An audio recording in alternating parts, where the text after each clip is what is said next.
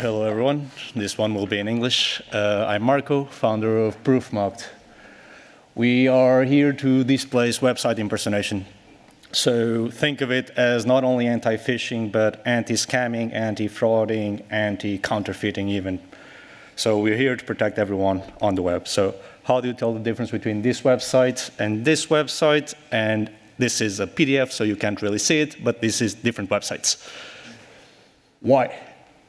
There is a non-ASCII character right on top. So I'll go again, and yes, there were 3 slides, 3 clicks, and it's impossible to see it.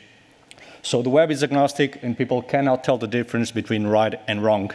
And that's the problem of a market for lemons, which in economics ends up destroying the entire market, because if people cannot know if they are where they think they are helpless. So it's not just about telling people not to click things, but how do they know what to click? And that's the bigger issue here. So getting a domain is cheap. HTTPS provides people with a false sense of security, and content is as easy as copy-paste. Oh yeah, and it works. So yes, then there's existing controlling mechanisms like block lists and takedowns. They are chasing after ghosts. So this is an analogy, so let's imagine that we are trying to destroy the enemies, but then 84% of those phishing websites are active for less than 24 hours.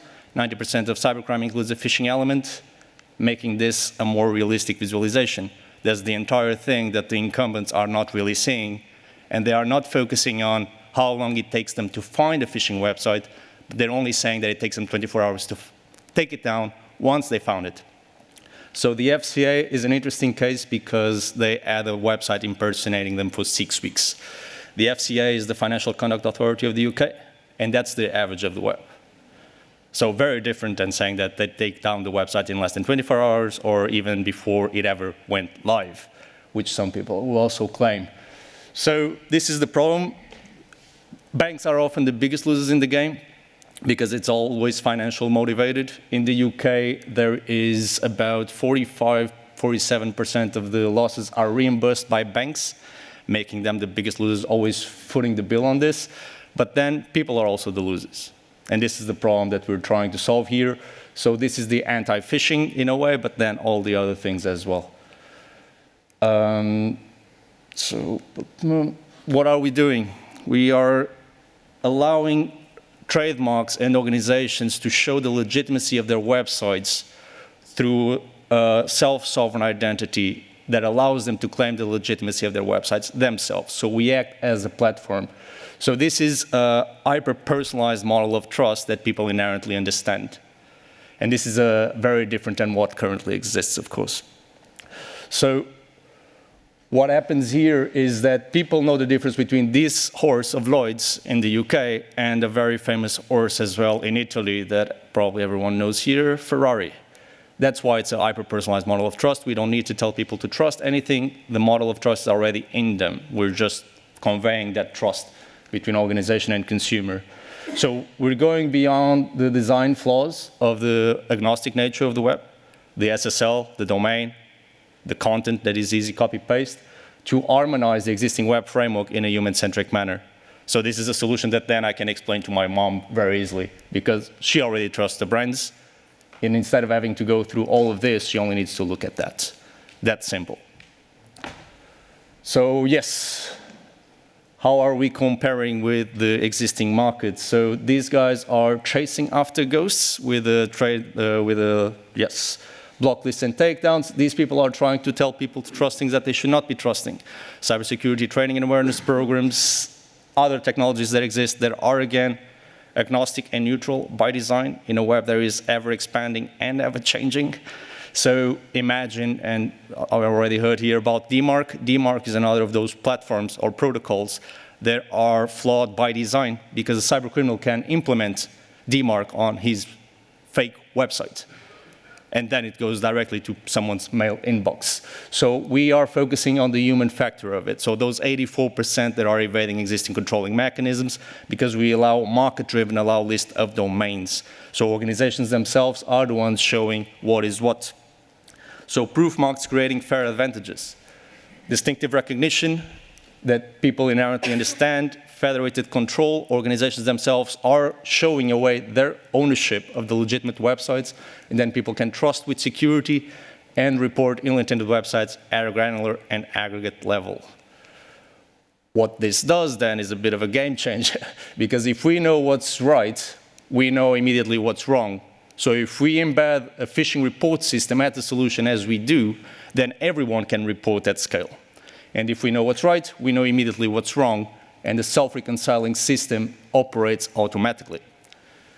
So no false positives, no false negatives like AI, ML models. So together with organizations, law enforcement, industry partners, and end users, we come together under this combined approach that is self-serving and self-enforcing on everyone's best self-interest.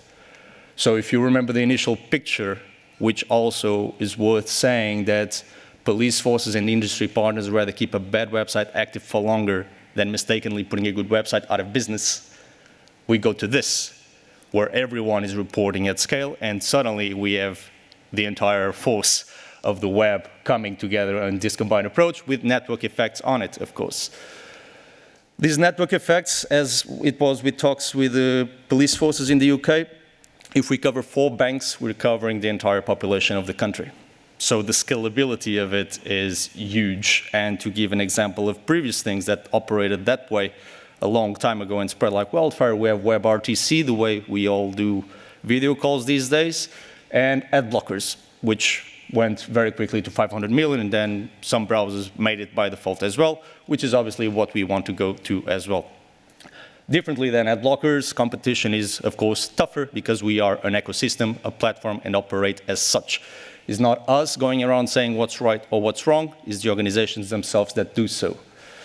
So, as I said initially, banks are the biggest losers. This business model was proposed to us by one of those consulting firms that are doing that and controlling the losses for the banks, because these losses are not insurable, they are recurring losses. So they have to write them off their balance sheet every month.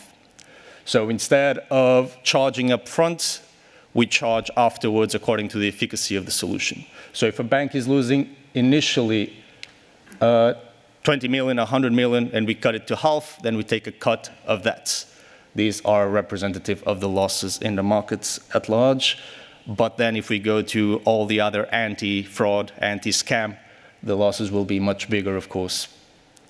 So the fraud detection and market is our market, end users, and the solution free of charge, of course.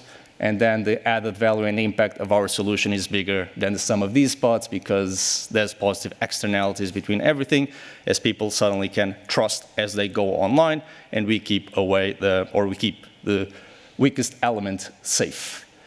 This is the founding team, me with the Mozilla Builder Award and the Digital Security Innovator Award, David as the deep tech expertise of implementation, and Bruno with a long track record in operations in fintech and banking.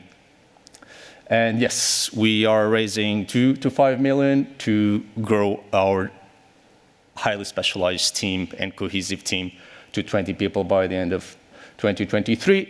And again, of course, to get through the accreditations like SOC 2 and as well provide a solution without an upfront cost to banks and such.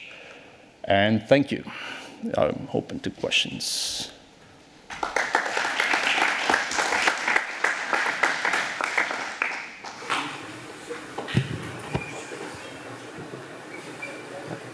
Yes. Just one question on the revenue model. Yes. I saw somewhere in the presentation something like recurring revenues, at the same time performance-based. Yes. So are you just considering the fact that the clients have recurring losses, your recurring revenue as a result? Yes. So yes, if you talk to banks, the fraud departments above all, this is a thorn in their side. And also they end up preferring that because they don't need to allocate a budget, because ultimately we're biting off the cybercriminals trophy, right? Chest. Yes, and I was talking to a guy from SAP the other day, he's like, yes, that's what they love. UK, London.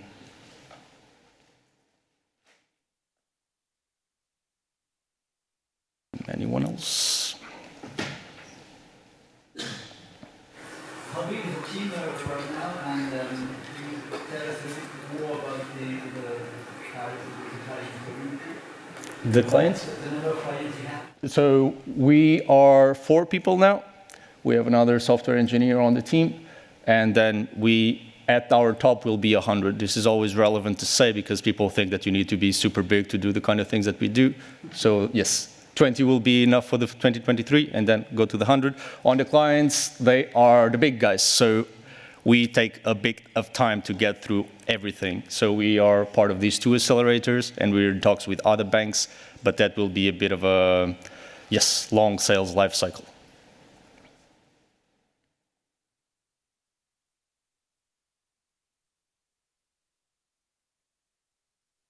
And if there's no other questions, I'll relinquish control. Thank you for your time.